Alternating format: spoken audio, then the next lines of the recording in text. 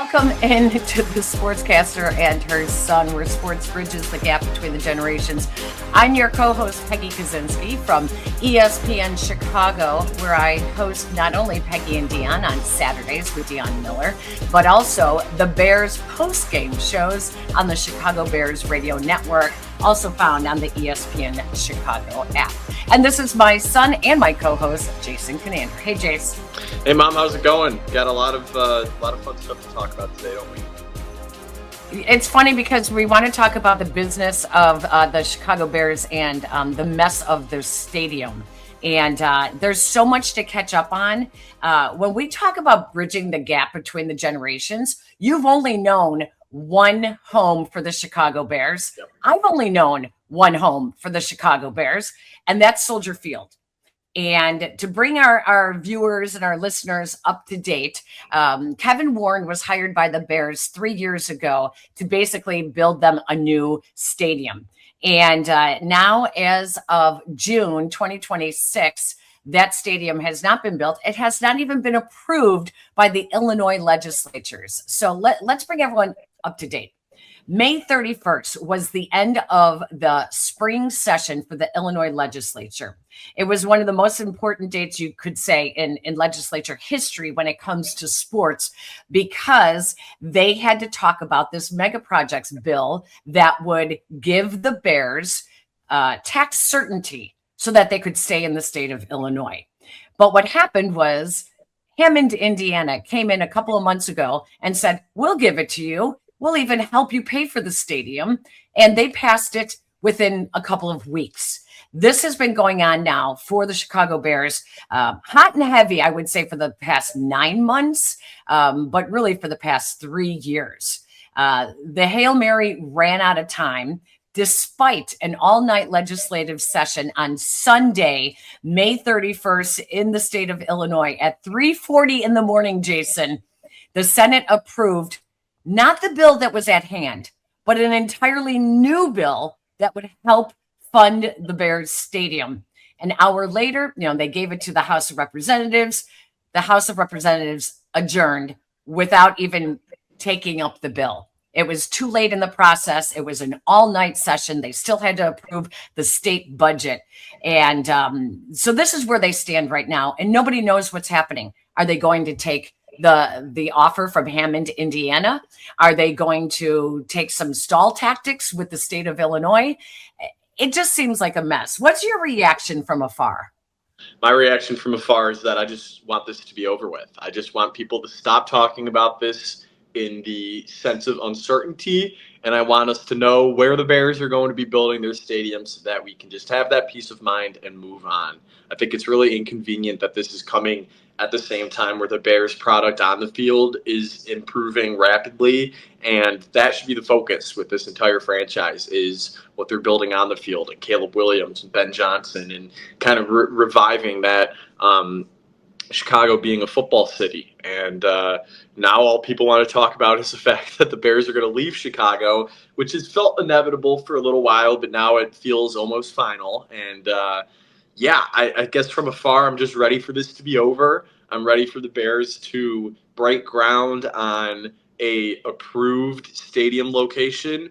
And I'm ready for Chicago to be a host city for these marquee events like Final Fours and Super Bowls and college football playoffs. Even if the actual game would be in Hammond, Indiana, Chicago, the city, would be hosting these events. And so it's really not the Bears moving to Indiana and never coming back to Chicago ever. I mean, for those of you who don't know, Hammond, Indiana is literally like a suburb right there. of Chicago. Yeah, it's right there. It's from downtown. It is just south. And when I say 15 minutes, it's 15 minutes. I think for many people on the north side, they don't want to have to go all the way through downtown Chicago to have to get to Hammond, Indiana. Sure. I don't know what the season ticket base, I don't know demographically where they live. So I'm not sure how much that really matters. Yep. They will still be the Chicago Bears, no matter if they play in Arlington Heights, Illinois, or if they play in Hammond, Indiana, or as the Chicago mayor, Brandon Johnson, threw a football Hail Mary, like of the craziest in the last couple of weeks, saying, wait a second, there's still a chance that we could get them on the lakefront and stay where they're at Soldier Field, which is so crazy this late in the process because there's no plan. There's an old plan that was kind of like pretty pictures, but no physical plan. So it's embarrassing for the state of Illinois. It's hard to break down. I think that we're going to see some stall tactics, and I think that the Bears eventually will just stay in the state of Illinois. Agreed. There's some questions, though, Jason, as to why is there a deadline? Why did the Bears give them a deadline? Is it because the NFL gives out loans to teams that are building new stadiums and the NFL needs to know, like, what fiscal year are they giving the Bears money? Is it because Caleb Williams' contract is going to be running out, that rookie contract? At the end of this next season, they should be negotiating a new contract. Where will that money come from? The McCaskey family has no other income except for the NFL and what the NFL gives them. Now, yes, they get $1 billion off of the TV networks and those deals, but you need a lot more money. They still, I think, have to pay Virginia McCaskey's estate taxes from when she passed away a year ago. So it's very interesting when people say, well, now what? Can't they just wait? We're going to bring in someone who can help us kind of break this all down. I don't know. How did you do in political science, Jason? Do you understand legislature? I didn't do very well. That's why I cover sports. I feel the same way. I used to always say, I'm just a sportscaster. Don't ask me those questions. But I remember in 1990, when I was working at ESPN in Bristol, Connecticut, our managing editor, John Walsh, used to say back then that you had to know more than just the stats to cover sports. And that was 30 years ago. And he would say, you need to know more, whether it's, medical with injuries, whether it's contract negotiations or legalese with law. There's a lot more going on in professional sports these days. So we're going to have to try to sort it out. But I just don't like this distraction. And it just starts bringing back when everything was looking so good with the Bears, like just the sloppiness and sloppy front office work. That's what bothers me. Yeah, it does feel a lot like the Bears of old. It feels kind of like the past decade, 2 decades of the Bears, when the on-field product was bad and everything that happened off the field was just as bad. And that's kind of the point that I made at the top of the show. It's really unfortunate that this is coming at the same time where the on-field product is so good. And you mentioned Caleb Williams' contract situation. I'm sure the Bears are going to want to have clarity on where Caleb's going to be playing for the next 6 to 8 years before they give him presumably the biggest deal in not just team history, but in NFL history. So, so many question marks, and just the overall uncertainty and sloppy nature of it is very Bears of old in a not so good sense. So I completely agree with you, Mom. And like I said, I'm just ready for this to be over. Jason, Eric Fisher is joining us now from Front Office Sports. He's a senior reporter there covering baseball, football, real estate, media, breaking news, and most important to us right now, stadiums, which is key. Eric, thank you so much for joining us. Now, you have this great background. You've been a business reporter at Sports Business, the Sports Business Journal, Washington Times. We all feel so stupid here in Chicago trying to cover this stadium deal that just feels like a legislative mess. From afar, for you, are we that far off in saying this just seems like they're fumbling it left and right? Oh, no, you're not far off at all. In fact, that's exactly what happened, that there was a clear pathway to get something done that could have been done, should have been done. And that's not to say that at the end of it, the Bears wouldn't, they might would have picked Indiana anyway. But did Illinois make its best shot? Did it take its best shot, put its best foot forward? Not even close. Wow. But the thing is, though, that what kills me, do I read this right, that the state senate in Illinois basically at 3:30 in the morning Yeah. came up with an entirely new bill. So the mega projects bill that the legislature handed them, what the House handed them, was pushed aside, and they basically gave them the exact same bill that Hammond, Indiana is offering the Bears, that they already passed, which to me sounds like a way of saying, okay, here, we're giving you the same thing. Now we're going to call your bluff if you just give us some more time to get this passed. Yeah, but again, that was at the very, very, very end. We're in overtime at that point, 3:30, 3:40 in the morning. What I'm sort of more interested in, to sort of play Monday morning or Tuesday afternoon quarterback here, is the 5 months before that and all the wasted time that, okay, mega projects, may or may not, obviously it didn't end up happening, but pivoting to this new structure, a big part of why the House adjourned is that, again, it's 3:40 in the morning. Those folks haven't slept in almost 24 hours. The session is, by statutory effect, essentially over. Where were the 5 months before that, where there was all this wasted time, where one chamber was in session, then the other one, nobody's really talking to each other. You've got this whole Chicago delegation that was still insistent that the team should be in the city, where for months the league, Mayor or Governor Pritzker said that, it was either Arlington Heights or Hammond. There was just so much wasted time that, okay, if you want to talk about a different structure, we can talk about a different structure. Let's just not do it at 3:40 in the morning when the session's over. Yeah. You talk about all the wasted time. That's the big jarring thing about this entire topic, is just how long this has taken. Mom, you mentioned at the top of the show, Kevin Warren was literally brought in to build this stadium, and 3 years later, they don't even know where that stadium is going to be built. Right. What percentage of the last 6 months has been stall tactics, and what percentage has been people genuinely just not knowing what they're doing?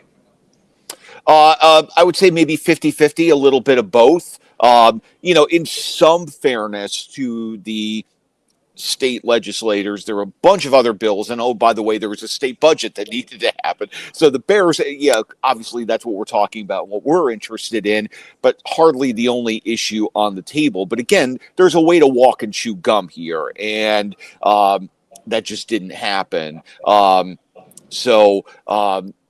That's why we find ourselves where we find ourselves. I'm curious, Eric, having covered this in other cities, is it like this in other cities? I mean, Cleveland's building a new stadium. Kansas City is building a new stadium. They left. Washington. Where does this stand of the cities that you have covered, these stadium proposals? This is at the more egregious end. One of the things that you have to remember in every single one of these, that you've got a team and a league that are going to a public body and they're elected representatives, and those elected representatives do not have a background in anything related to sports business, and certainly not anything close to sports facilities and the financing of sports facilities. So you're trying to kind of educate them on the fly. And so that very often, and I've seen this for decades, has created some friction, timing delays, all those kinds of things. This kind of went to a whole other level because, again, there just wasn't an urgency there. And the surprising thing here is that particularly there was not an urgency after this other Indiana thing happened. And plenty of other instances, even in the case of Washington, as the Commanders were getting down the line and getting their deal done with the District of Columbia, yes, they had been talking to folks in Maryland and Virginia, but once it got serious with DC, it was only DC. In this instance, we had and still do have a very competing, very distinct competing offer, and yet that didn't really prompt an extra level of urgency on the Illinois side. And that's the thing that really kind of surprises me, that yes, you have to have that education level, but once that happens and you have these other factors coming into play, that should have kicked the Illinois side into another gear. But I think, again, a big element in kind of the wasted time we keep talking about here is that the Chicago delegation thinking that the team, is still definitively going to be in the city. And I just, it feels like the horse has left the barn on that one. Exactly. And a lot of that has to do with, like you mentioned, the last couple of teams who have built new stadiums outside of the metropolises and in sometimes suburbs, now in the case of the Bears and the Chiefs, different states. What's the quickest path to a resolution here? Because I feel like I'm in the majority of Bears fans, supporters, knowers who just want this to be over. We just want to know where the stadium is going to be built. Right. What's the quickest path to that? I think the quickest path is for the Bears to strike a deal this summer with Indiana and make it happen. And I think you're alluding to a talking point that they can very easily put out there, that when you're talking about the Jets and the Giants, the Rams, the Chargers, soon to be the Browns and the Chiefs, plenty of teams are not downtown. And it's a very different sort of model that we see basically every NBA team outside of the Spurs being in a downtown arena, and soon the Spurs are going to have a downtown arena. Basketball, and in large instances hockey, is very much a downtown thing. Football, because of the size of the facility you need and other factors, is becoming more of a suburban thing. And, we've seen that play out successfully in other markets. And the Bears, I think, should they strike a deal with Indiana, can make a pretty cogent talking point along those lines that we are just basically going to be the Chicago version of the Rams or the Chicago version of the Jets and the Giants. And that's okay. But that all said, after all the years that the Bears have been downtown, that's still going to take some time, and it's going to take some hand-holding and some education to bring fans along that journey. I still feel, Eric, that we are going to hear from Kevin Warren, who is going to say, I know I said we had a deadline. He has said shovels in the ground for 2 years now. And the latest deadline was end of spring, early summer, which we all aligned with this spring legislative session. But the reality is, it's really not dead. There is still options in the Illinois legislature. They could have a special session, though knowing Illinois politics, those politicians will go crazy if there's a special session. They could carry it over to the fall session, even though that's typically a veto session, which is just a few weeks. That would also mean that it could not take place until after June, I think, of next year. So it doesn't mean that it's dead in Illinois. I just have a feeling that the Kevin Warren is going to come back and say, we like what the Illinois has given us. We need more details on it before we make a final decision, and put it off until whenever the next session takes it up. You are correct that this is a deadline of choice. This is not a deadline of circumstance or some other external factor. That you are 100% correct there. I think a couple things to point out, though, that the longer the Bears wait on anything, the more the bill goes up, and they've already long been on record that the overall bill goes up by about $10 million a month. With every additional month of delay because of inflation and tariffs and steel costs and all those kinds of things. So there is an economic impact to continuing to wait. Now, that all said, if they were to come back and tweak this, and maybe we're looking at opening day of the season or something like that, that would require, in my mind, something tangible from Illinois, that they are going to do a special session or some other mechanism to at least show tangibly that they're not just talking about talking, because right now they're kind of just talking about talking. And I think Kevin Warren and the McCaskies are going to need something a little bit more if we're going to budge off of what they've said. Can I follow up on that real quick here, Yeah. Eric? I know the NFL gives those loans to teams that are building a new stadium. Could that be part of this deadline, that the NFL needs to know what fiscal year are they loaning money to the Chicago Bears? Is that at all part of their deadline?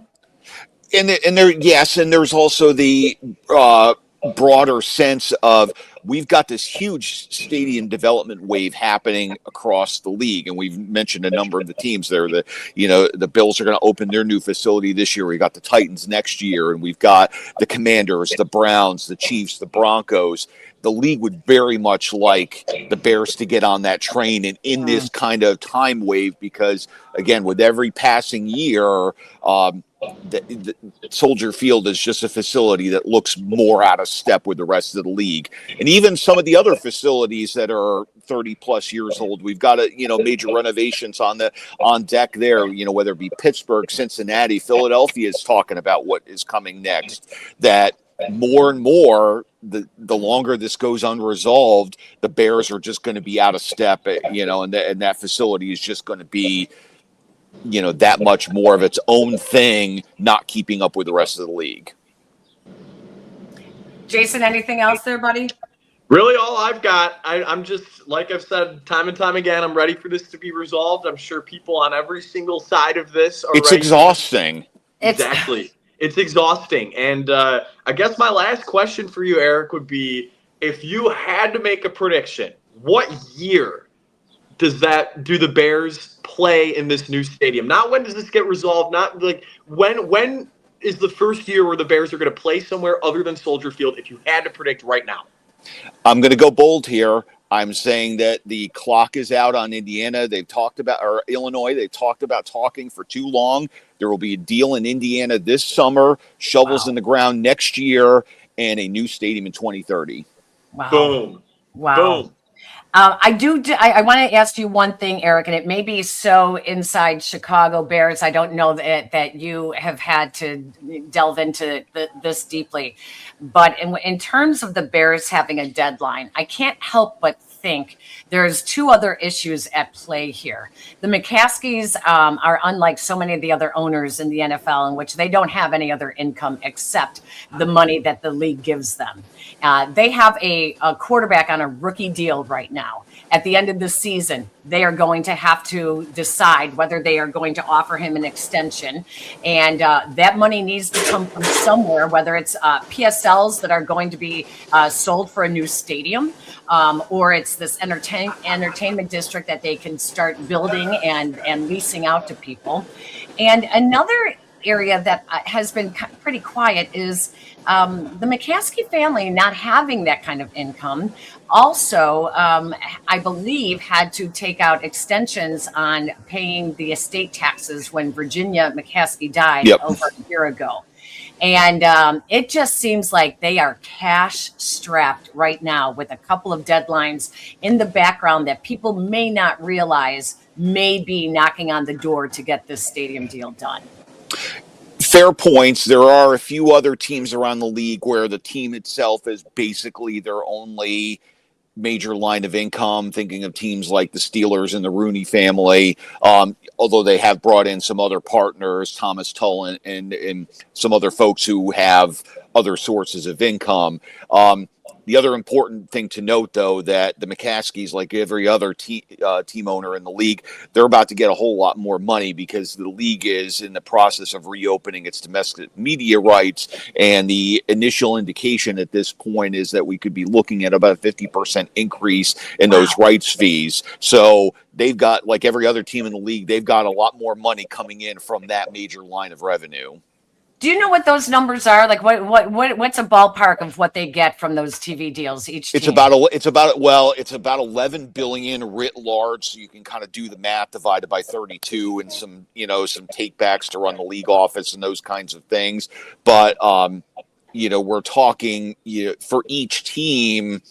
Again, I'm sort of doing the rough math in my head here, roughly $250 million a year just in their share of the TV rights. Wow. 200 plus, basically, in a very, very rough sense, each team's share of their media rights essentially funds the players and what the salary cap is, and every other line of income, ticket, sponsorship, so on and so forth, is sort of gravy on top of that. Yeah.